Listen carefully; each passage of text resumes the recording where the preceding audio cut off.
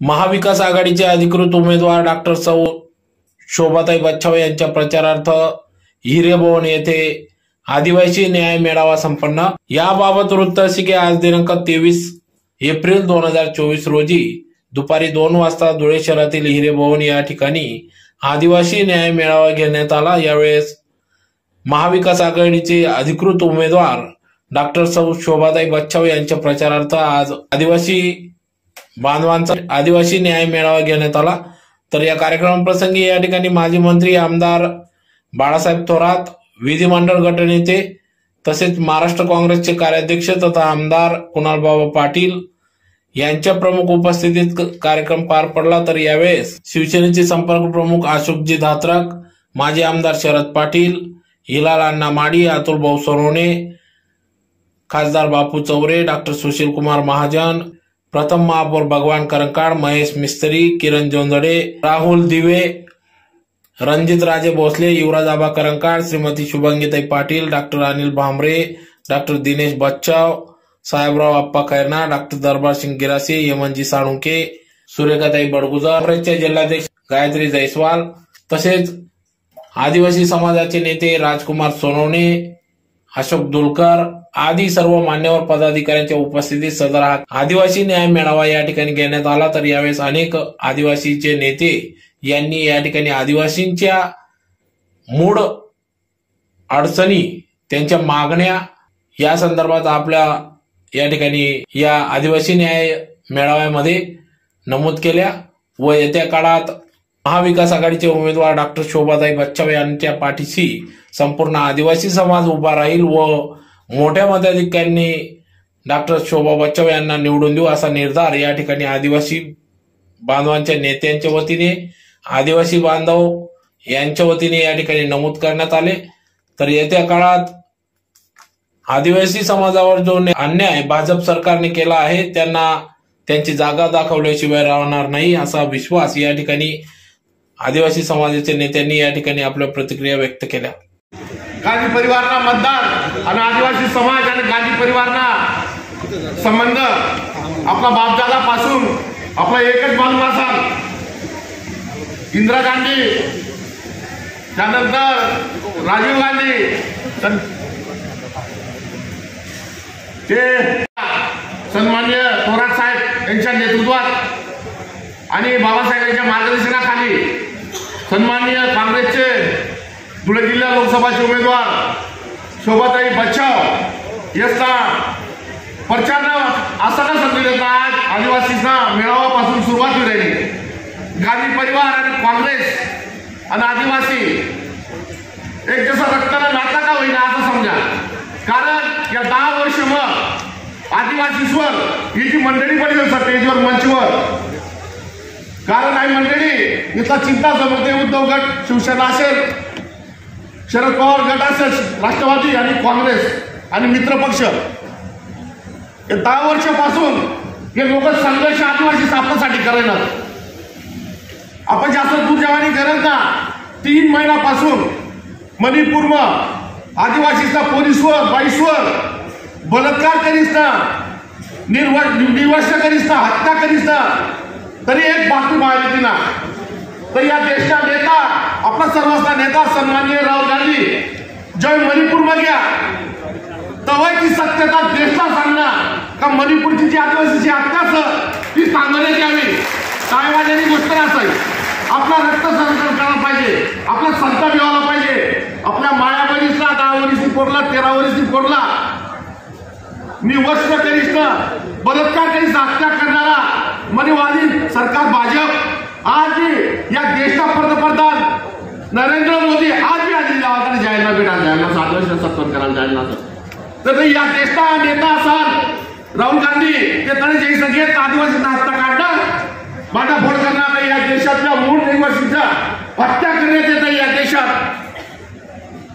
त्यानंतर आज देव छत्तीसगडला जंगल 25 ते 26 किलोमीटरला जंगल आज भी तोडी टाकणे सर आणि तोडानी सुरुवात कर ते नवीन लोक सन्माननीय राहुल गांधी उठला आणि सांगना खबरदार जर या जंगलला हात गेला तर या जंगलवर आपण जंगलवर राहणारे लोक, नदी नालावर राहणारे लोक आपण जंगलला नाही वरचत आपलं निसर्गाशी नाता सर जोपर्यंत या देशमा आपण देखणार 2022, 21, 20 कोरोना सारखी महामारी असेल पण आदिवासी सोडताना परिणाम होणार का होईना ना कारण की आई चमक जंगलवर झाली असेल परंतु या देशमा मनवाद अरे हिंदू हृदय सम्राट बाळासाहेब ठाकरे यसला थोडाला चुकी नाही भाजप आणि या देशचा जाणता राजा सन्माननीय शरद पवार साहेब यसला थोडाला चुकी नसायचं आणि भाजप अरे बिलाचं अजिबात सांगत सर सांगितलं ना घोषणापत्र सर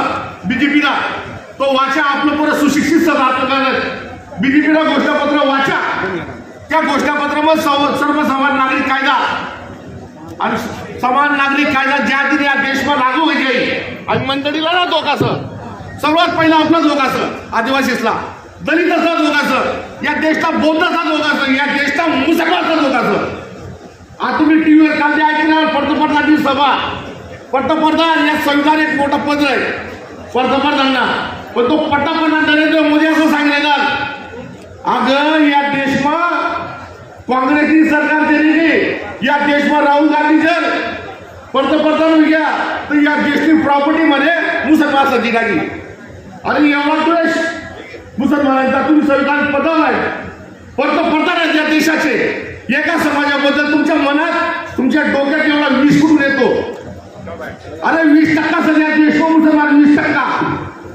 11% आदिवासी सर 20% दलित लागू घे ना हे सगळं जेव्हा काही आपला नुकसान व्हावं सर आज जगे डॉक्टर बाबासाहेब आंबेडकर असेल महात्मा ज्योतिबा फुले असतील शाहू महाराज असतील यांनी जो आपल्याला संविधान दिला खूप वेळ जास्त बोलायला खूप असाल कारण आदिवासी मेळावा या देशात बाबा आणि थोरात साहेबांना एकच जी विनंती आहे ही जी मंडळी आपली धुळा ग्रामीणची धुळा शहर धुळा परिसरातली आहे आणखी अनेक ठिकाणी बिलाट्या ही अतिक्रमणमध्ये आहेत मी शोभाताईलाही सांगेल तुमचा विजय निश्चित आहे आदिवासी समाज तुमच्या पाठीशी राहणार आहे पण यांच्या ज्या बिलाट्या अतिक्रमणमध्ये आहेत तुम्ही याच्या गोष्टीवर लक्ष द्यावं कारण या भाजप सरकारने 10 वर्षात यांना एकही पंतप्रधान घरकुल योजनेचं दिलेलं नाही शहरामध्ये तर एक पण घरकुल दिलेलं नाही माझे 2 शब्द संपवतो मी विनंती करतो आणि काही लांबणीचं भाषण असलेलं माहिती मागतो आदिवासींची जगत जननी या मोठी माता भगवंतवीर एकलव्य महाराज जे स्वातंत्र्यामध्ये शहीद झाले भारताच्या स्वातंत्र्यासाठी ते खाजा नाईक उमाजी नाईक भागवती नाईक गुलबे भील तंट्या मामा सर्वांना विनम्र अभिवादन करून आजच्या कार्यक्रमाचे प्रमुख पाहुणे माननीय थोरातजी साहेब तसेच धुळे ग्रामीणचे आमदार आणि महाराष्ट्राचे काँग्रेस पक्षाचे कार्याध्यक्ष माननीय बाबासाहेब कुणालजी पाटील आणि त्यांचे सर्व सन्माननीय कार्यकर्ते शिवसेनेचे कार्यकर्ते राष्ट्रवादीचे कार्यकर्ते आणि मंचावरील सर्व मान्यवर आणि धुळे ग्रामीणमधून आणि धुळे लोकसभामधून आलेले माझे आदिवासी समाजाचे त्याचबरोबर इतर समाजाचे सर्व तोलामोलाचे कार्यकर्ते आज आदिवासी न्याय मेळावा माननीय शोभाताई बच्छाव यांच्या प्रचारार्थ हा मेळावा ठेवण्यात आलेला आहे दीपक दादांनी 10 वर्षाचा लेखाजोखा सांगितला अनेक सभांच्या माध्यमातून राहुल गांधी तुम्हाला सांगितलं की तुम्ही या देशाचे मूळ मालक आहे तुम्ही देशाचे मूळ मालक हो असं राजीव गांधी राहुलजी संपूर्ण भारतामध्ये सांगतात आणि हेच नेमकं बीजेपीला चालत बीजेपीला आदिवासी म्हणणं चालत नाही बीजेपीला वनवासी म्हटलं का ते आवडतं कारण वनवासी मध्ये आदिवासी भाषेमध्ये त्याचा कोणीच नाही त्याला वनवासा म्हणतात आणि हा बाप तर या देशाचा मूळ मालक आहे भाजपला लाच कशी वाटत नाही वनवासी म्हणतात म्हणून याचा संपूर्ण सारासार विचार करून धुळे लोकसभा यांच्याबरोबर धुळे लोकसभा मधला संपूर्ण आदिवासी समाज कसा पाठीशी राहील यासाठी आपल्याला प्रयत्न करावा लागेल त्यासाठी ही सभा आयोजित केलेली आहे याला कारण आहे 2010 पासून म्हणजे गेली 10 वर्षापासून भाजपने जो आदिवासीचा सत्यानाश केला या देशामध्ये कोणत्याही समाजाचा एवढा सत्यानाश झालेला नाही येणाऱ्या इलेक्शन मध्ये जर तुम्ही भाजपला निवडून दिलं तर भारतीय संविधानावर घाला येईल. डॉक्टर बाबासाहेब आंबेडकर आणि जयपाल सिंग मुंडा यांनी जे भारतीय संविधानामध्ये कलम टाकलेला आहे, मी सांगतो तुम्हाला, मी संविधानाचा वाचक आहे. बाबासाहेब ज्या जातीतून जन्माला आले त्या जातीला सुद्धा संविधानाचा इतका फायदा नाही, इतका फायदा आदिवासी समाजाला त्या संविधानामध्ये आहे. म्हणून संविधान वाचवण्यासाठी भाजपचा पराभव करणं आपल्याला गरजेचं आहे. बस, दुसरं काय नाही. 13 आणि 16 भारतीय संविधानाच्या कलमामध्ये, भारतीय संविधानाच्या आर्टिकलमध्ये जे कलम आहे 11, 13 आणि 16 338 क, हे जर कधी या भारतीय जनता पार्टीच्या सरकारने बदलून टाकलं तर या देशाच्या आदिवासींचं अस्तित्व नष्ट होऊन जाणार आहे. इथं कुठल्याही समाजाचे नुकसान होत नाही. जर कधी समान नागरी कायदा केला तर फक्त मुसलमान आणि आदिवासींचे नुकसान आहे. आदिवासी जवळ कागद नाही, मुसलमान जवळ कागद आहेत, ते टिकून राहतील. म्हणून मी माझ्या समाजाला नम्रपणे विनंती करतो, माझ्या आया बहिणींना नम्रपणे विनंती करतो, घरी जा आणि आपल्या भिंतीवर लिहून ठेवा, भाजपला मत म्हणजे आदिवासीचा घात आहे. भाजपला मत दिलं म्हणजे आदिवासीचा घात होणार आहे. मणिपूरचा विषय आमचा दीपकदादांनी सांगितला. युद्धामध्ये योगदान द्यायला त्याच्याच पत्नीला या भाजपच्या सरकारमध्ये, भाजपचं केंद्र सरकार, राज्य सरकार असताना विवस्त्र नग्न करिष्ण ती बाईला फिरवणं आणि नुसता नग्न करी फिरवला तर तुम्हाला 2च केली पाहिजे. नग्न करिष्ण फिरायचं तिसवर बलात्कार करा आणि बलात्कार केल्यानंतर तिच्या मुंडक्या कापणं, या फक्त 2च क्लिपा तुम्ही समोर यायचं. अशा काही बाईसनी बरोबर होईना तरी या देशला पंतप्रधान नरेंद्र मोदी ते गया ना, या देश आपला पडताना खासदार तेवढं काही बोलणार ना, नंदुरबारने खासदार काही बोलणे ना, धुळाना खासदार सुद्धा बोलणार ना. यातला लाज वाटायला पाहिजे असेल की आपण आदिवासींना मतं द्यायचं, ते करता याचा सन्मान, याचा सात्वन करायला करता कमीत कमी 2 शब्द ना तरी दुःख व्यक्त करतात. मी नंदुरबार बदलाली सुट येणार, निश्चित बदलाली सुट, मणिपूरला बदलाले आम्ही शांत बसणार ना. म्हणून नंदुरबार, धुळा आणि जळगावला उमेदवार पारिस्ताचा बदलाले असं. आणि जर कधी वेळ बने अमित शहा, नरेंद्र मोदींनी सभा धुळाला लागू द्यावं ना, तरच बिलच घ्यावं.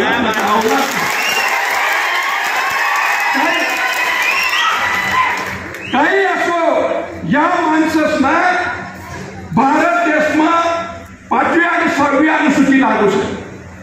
ज्या देशमा मणिपूरवर ज्या आपल्या माया बहिणीवर अत्याचार होईना ते 6वी अनुसूची लागू शकते. ती 6वी अनुसूचीमध्ये फक्त पंतप्रधान, राष्ट्रपतीला इंटरफेअर करता येईल, पंतप्रधानांना हातबी घालता येईना. ते असं संविधान म्हणून, अशा संविधान सांगत तरी या देशच्या पंतप्रधानांना अडाणी आणि अंबानी यातला तर जंगलला खनिज लुटाणी करता काही लोक त्यांना नरेंद्र मोदी भाजनात राहिला आरोपीच आहे. पण तेव्हा हे लोकसभा मधलं काही लोक फिर्याद करायला यांना सर्व वचपा काढाणी करता. तुम्ही एकच निश्चय करा, सर्व समाजला सांगा, काँग्रेसला मत द्या आणि शोभाताई बच्चावला बहुमतची निवडा. शोभाताई बच्चाव जवळ आहे, राहुलजी फिरी घ्या, त्याच दिवसात 50% तुम्हाला विजय होईल. शोभाताई बच्चावला 50% विजय होईल असा फक्त तुम्हाला प्रयत्न सर. जर तुम्ही यावेळेस काँग्रेसला निवडत ना तर भावी पिढीने फार मोठे नुकसान करणार. आणि सर्व तरुणांना एकच विनंती करा, मणिपूर संदर्भात तुम्ही दुनियाना मोर्चा काढणार, धुळे कलेक्टरवर अनेक संघटनांना मोर्चा होणार. तो मोर्चा नरेंद्र मोदींच्या सरकारना विरोधमा असला पाहिजे. ध्यान ठेवा, जितला बी मोर्चा होणार त्या नरेंद्र मोदी आणि महाराष्ट्र सरकारना विरोधमा असला. जर त्या मोर्चेकरांमध्ये लोक वन होईल अशा तुम्हाला समाज आपला विचारी मोर्चा काढत काय मतदान देत ते. म्हणून सर्व एकजुटीनं निवडलेल्या उमेदवाराला एवढी विनंती मी यासाठी करायला होणार. अजून बरंच कार्य आदिवासी समाजाचा एक मेळावा लगेच घेऊन टाकतो. योगायोगाने थोरात साहेब आज येणार होते आणि थोरात साहेबांच्या उपस्थितीमध्ये हा मेळावा झाला पाहिजे. याच्याकरता आजचा हा मेळावा आपण या ठिकाणी आयोजित केलेला आहे आणि अगदी कमी वेळामध्ये म्हणजे काल दुपारनंतर आम्ही निरोप पाठवले आणि संध्याकाळी सर्वांनी तयारी केली आणि एवढ्या मोठ्या संख्येने सर्व मंडळी जमले, त्यामुळे सर्वांचं त्यांनी मनापासून तुम्हाला धन्यवाद अर्पण करतो की ते सर्वांचं नावाच्या सर्वांच्या वतीने या ठिकाणी स्वागत. सर्वच वक्त्यांची भाषणं अतिशय जोरदार झाली आहेत. सर्वांनी विविध मुद्द्यांना या ठिकाणी स्पर्श करून त्या ठिकाणी विषय खऱ्या अर्थाने आदिवासी समाजाचा विषय या ठिकाणी पुढे मांडण्याचं काम केलं. ताई, आज काही काही गोष्टी ह्या योगाने घडत असतात. मला असं वाटतं की योग जुळून आले एकदा की गोष्टी या चांगल्या चांगल्या घडायला सुरुवात होते आणि हा जो अचानकपणे घडलेला मेळावा आहे तो आदिवासी समाजाचा आहे. मला असं वाटतं ताई, तुमचा उमेदवारीचा पायगुण हा एवढा चांगला आहे की माझ्या मनात ध्यानामध्ये नसताना हा मेळावा घडलेला आहे आणि एकदा आदिवासी समाजाचा आशीर्वाद तुम्हाला भेटला तर तुम्हाला निवडण्यापासून कोणीही थांबवू शकत नाही हे मानण्यामध्ये. आणि आम्ही कसं हे ठरवले, एकदा शब्द देवाई घ्या तर मग तो शब्द मागे हटत नाही आणि असे हळू शब्द देवाई द्यावे. त्यामुळे असे मना तालुका कुठं तरी सांगायचं, मी मना तालुक्यामधला आदिवासीचं एकही मत कुठे जावं नाही, सगळ्या मत ह्या. त्यामुळे आज मेळावा पुन्हा उत्साह किती वाढले मला माहिती, पण मला उत्साह होता वाढलेला. मला आज कोणतरी विचारलं इथं सगळ्या म्हणे का म्हणे कसं काय चालू आहे म्हणे वातावरण. वातावरण चांगलं आहे म्हणजे तुम्ही मनपैन लटकेले का म्हणजे एकदम मनपैन लटकेले म्हणे. त्या उमेदवार कोणचे म्हणजे उमेदवाराचं नाव शे शोभाताई बच्चा, तर तुम्ही अशी घरी चला की कुणाला बाबाच उमेदवार शेताला. त्यामुळे आता मी जास्त काही वाटे बोलावं नाही कारण की अजून आपली थोरात साहेब आणि शोभाताईला ऐकणार नाही. आणि मी तर की काँग्रेस पक्ष हा आपला पक्ष आणि पहिले बाई काँग्रेसवरती आपलं प्रेम राहिले. बजारमा थोडंसं कमी विचारलं जसं वाटलं आहे मला, परंतु काँग्रेस पक्ष हा पूर्वापार त्याला अनेक पिढ्यासपर्यंत आपला होता पक्ष आणि काँग्रेस पक्षाने सुद्धा आदिवासी समाजावरती कमी प्रेम नाही केलं. जेवढं शक्य आहे तेवढं आदिवासी समाजात जेवढं काम केलं. त्यादिवस मी राहुल गांधींच्या बरोबर तरी भारत जोडो यात्रा चालू आहे. मला एक संधी भेटली, 7-8 दिवस असल्याबरोबर मी चालू आणि जवळपास रोजला 3-4 तास असल्याबरोबर मी चालू. म्हणजे त्यावेळेला ते बोलले काही बोलायचे आम्ही फोटोला सुद्धा आहे, पण ते बोलता मला संधी भेटली म्हणून मी चालू वडीसच चालू राहिलो. शेवटी 2-4 दिवस मी चालू राहिले आणि त्या चालता चालता राहुल गांधीने मला विचारलं की नेमकं तुला काय मत आहे, तुला काय वाटतं, काय करायला पाहिजे. की त्यातले म्हणतात साहेब आपण बराचसा घटक जे आपल्याबरोबर होता त्याच्याबरोबर आता आपण तिथला जुळेल शेतात नाही आपली पॉलिटिकल दाखवत होती. मला म्हणजे काय नाही की साहेब सांगायला पाहिजे म्हणजे समजायला पाहिजे म्हणजे मी मराठीवर सांगत. राहुल गांधींना मी सांगितलं की साहेब जो आदिवासी समाज आपल्याबरोबर जुळलेला होता हा माझ्यामुळे किंवा तुमच्यामुळे जुळलेला नाही आहे, हा आपल्या आजीमुळे जुळलेला आहे. इंदिरा गांधीमुळे हा समाज आपल्याशी जुळलेला आहे.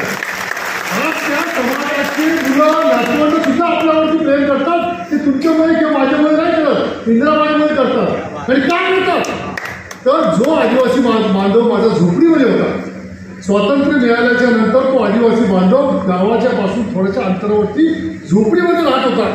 एकही आदिवासी माणसाचं पक्का घर नव्हतं. इंदिरा गांधींनी एक कलमी कार्यक्रम आणला आणि इंदिरा गांधींनी सांगितलं की गावामध्ये काय असेल ते व्हायचं होईल, परंतु माझा आदिवासी बांधव आज झोपडीमध्ये राहता कामा नये. इंदिरा आवास आणली, योजना आणली आणि एकीच्या गावामध्ये किती घरं दिले, 100, 200, 300 नाही, हजार घरं एकेका गावामध्ये इंदिरा आवास योजनेची करले आणि माझ्या 100% आदिवासी माणसाला त्या पक्क्या घरामध्ये आणून टाकले आणि त्याच्यामुळे आदिवासी माणूस आपल्यावरती प्रेम करतो. आणि ह्या आदिवासी माणसाचं 3 पिढ्यांपूर्वी तुम्ही दिलेलं होतं.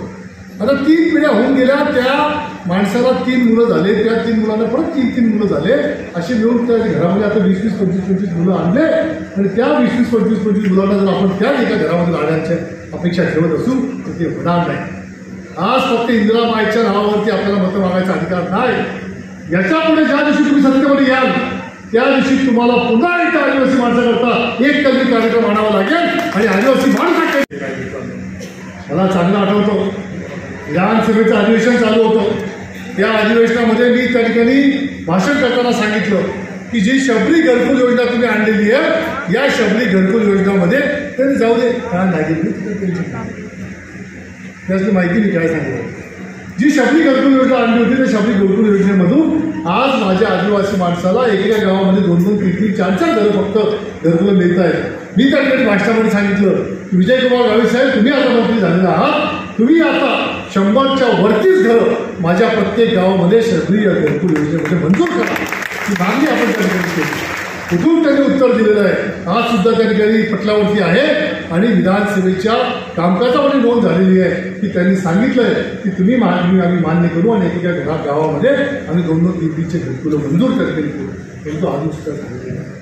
मित्रांनो, तुम्हाला मी विनंती करणार आहे की जर तुम्हाला आपल्याला हे सर्व टिकवायचं असेल, जर तुम्हाला आपल्याला सर्वांना आपला हा आदिवासींचा अधिकार जागृत ठेवायचा असेल आणि जर तुम्हाला आपला हा स्वाभिमान जागृत ठेवायचा असेल तर पुन्हा एकदा या देशामध्ये काँग्रेस पक्षाचं सरकार आपल्याला आणावं लागणार. आज शोभाताईंच्या माध्यमातून खूप चांगला उमेदवार आपल्याला काँग्रेस पक्षाने दिलेला आहे. अत्यंत सक्षम उमेदवार आहे. ज्या ताईंना या ठिकाणी प्रशासनाचा फार मोठा अनुभव आहे. म्हणजे ताई त्या डायरेक्ट दोन्ही आणि डायरेक्ट आमदार विधी असं नाही होईल. ताई त्या ठिकाणी नगरसेवक होईल, नगरसेवक व्हावानंतर सभापती होईल, सभापती व्हावानंतर महापौर होईल, महापौर व्हावानंतर आमदारकीला उभी राहिली, आमदारकी लढली, आमदारकी लढल्यानंतर मग त्या ठिकाणी मंत्री होईल. आपले जो खासदार भेटी जायले तो डायरेक्ट खासदार जायला. तर मग त्याने आयुष्यात खाल्ल्याच ठेव राहतोच ना, काही त्याने माहिती नाही आणि त्यामुळे आतापर्यंत आपला खासदार पुन्हा आपल्यापर्यंत दिलेला नाही. मी तुम्हाला गॅरंटी देस या ताईला तुम्ही जर आणि त्यामुळे आता ताकदीने सर्वांनी आपापल्या गावाला जावं आणि प्रत्येक आपली आदिवासी वस्ती पॅक करावी, काम आपले करा नाही. मी तुम्ही सांगत आहोत फार मोठा मतदारसंघ आहे. म्हणजे थेट सांगली मुंबईपासून तर शिंदखेडापर्यंत फिरणं पडेल. म्हणजे जवळपास 1200 गावे, 4, 5, 6 काय त्या महापालिका, 10-12 नगरपालिका असा फार मोठा मतदारसंघ आहे. त्यामुळे आपल्या घरपर्यंत आपला उमेदवार आज पोहोची की नाही याची गॅरंटी नाही. परंतु तुम्ही ऐक दिवसांनी चाललं की आज उमेदवार कोण आहे. शोभाताई बच्चा उमेदवार नाही आहे. उमेदवार मी स्वतः आहे असं समजून तुम्ही स्वतः आपले उमेदवार आहे असं समजून आपापलं गाव व्हा आणि आपापलं आदिवासी वस्तीमा आपण कामले लागा आणि या ताईने जास्तीत जास्त मध्यस्थी निवडली लागा अशा प्रकारे विनंती आज या ठिकाणी तुम्ही करस. या ठिकाणी तुम्ही शिक्षण व्हायचे 7वीमा मी फागणाने होतो. मला आजोबांनी घर 800 आणि सर्व नातक होतं आणि आपण सर्व जीवा भावाना मला आदिवासी बांधव 800 आणि मला खात्रीच आहे की आपला आशीर्वाद आपलं सहकार्य मला निश्चितपणे मिळणार आहे. या ठिकाणी सांगू इच्छिते की दुधाची लेक आणि खांदेची कन्या सून आणि माहेर तिचं असल्यामुळे त्याचप्रमाणे आपल्याच आशीर्वादाने नाशिकमध्ये वैद्यकीय व्यवसाय करत असताना 15 वर्ष नगरसेविका, 3 वर्ष महापौर, आमदार आणि राज्यमंत्री आणि आपल्या डोळ्याची पालकमंत्री म्हणून या ठिकाणी मी कामकाज केलेलं आहे. त्याचप्रमाणे नाशिक जिल्हा मध्यवर्ती सहकारी बँकेमध्ये मी 25 वर्ष संचालक म्हणून कार्यरत आहे. कृषी औद्योगिक संघामध्ये मी डायरेक्टर आहे. आरोग्य विज्ञान विद्यापीठामध्ये मी सिनेट मेंबर म्हणून काम केलेलं आहे. एकच सांगते, प्रशासनाचा मला पूर्ण अनुभव आहे. ज्याप्रमाणे नाशिकमध्ये मी कर्मभूमीची सेवा केली, ही माझी जन्मभूमी आहे, मातृभूमी आहे. या मातृभूमीची जन्मभूमीची सेवा करण्याची संधी आपण मला द्या. मला या ठिकाणी दाजी साहेबांनी मुलगी मानलेला आहे आणि दाजी साहेबांचे आशीर्वाद या ठिकाणी आपल्या सर्वांना त्यांचं मार्गदर्शन या ठिकाणी सदोदित लाभलेलं आहे. आणि ही उमेदवारी खऱ्या अर्थाने सोनियाजी गांधी असतील, राहुलजी गांधी असतील, प्रियंकाजी गांधी असतील आणि इंदिरा माय त्यांची ही उमेदवारी आहे. आणि मला आपण पदरात घ्यावं असं मी आवर्जून सांगते. आमच्या महाविकास आघाडीच्या पाठीशी आहात, इंडियन आघाडीच्या पाठीशी आहात. आपल्या उमेदवार शोभाताईंच्या पाठीशी आहात. भाषणं ज्यावेळेस सुरुवातीची जी भाषणं आली, आता आपण पुढारी मंडळी भाषणं तर रोज चालू आपली, पण जी भाषणं सुरुवातीला आदिवासींच्या नेते मंडळीने केली ती फारच ऐकण्यासारखी होती. आणि मला असं वाटतं की तुमचे ही आदिवासीचे नेते मंडळी ना, आमचे सोनवणेजी आणि हे सगळे नाव अशोकराव, परत तुमचे अशोकराव यांना फक्त इकडे यांना महाराष्ट्रात फिरवलं पाहिजे असं मला वाटतं. कारण त्यांनी मांडणी जी केली आहे इतकी सुंदर पद्धतीची, समजून सांगणारी भाषा त्यांची आपल्याबरोबर ज्या पद्धतीनं त्यांनी समजून सांगितलं आपल्या सगळ्यांना, ते अत्यंत सुंदर पद्धतीने केलं. शोभाताई बच्चाव हे आपल्या उमेदवार आहेत आणि अशोकराव धापरेकरांनी छान शब्दामध्ये सांगितलं की तुमचीच लेख, धुळ्याचीच लेख आहे, इथं शिक्षणला राजकीय करेल, तुमच्या लेखीला आता लोकसभेत पाठवा हा त्यांनी सांगून टाकलेला आपल्याला. आपलीच लेख, धुळ्याची लेख. खरं आहे की शोभाताई ह्या नाशिकमध्ये नगरसेवक झाल्या, तीनदा नगरसेवक झाल्या, 15 वर्ष नगरसेवक, महापौर झाल्या, महापौर म्हणून सुद्धा त्यांची कारकीर्द खूप चालली, आमदार झाल्या, मंत्री झाल्या, अनेक संस्थांवर काम केलेलं. आणि मला आठवतं की ज्यावेळेस त्या महापौर होत्या त्यावेळेस मी मंत्री होतो, प्रत्येक 8 दिवसाला एक मोठा कार्यक्रम नाशिकमध्ये होत असायचा, नवीन उद्घाटन होत असायचे. शोभाताईंना मी म्हणायचं इतके उद्घाटन, इतके भूमिपूजन तुमचे चालले, कसं काय करतो? ते म्हणजे काही नाही, मला स्कीमचा अभ्यास करता येतो, कशा मंजूर करून आणायचं हे मला समजतं. सगळ्यात चांगल्या योजना मी देशातल्या मंजूर करून आणते आणि नाशिकमध्ये राबवते, त्यामुळे तुम्हाला भूमिपूजन उद्घाटन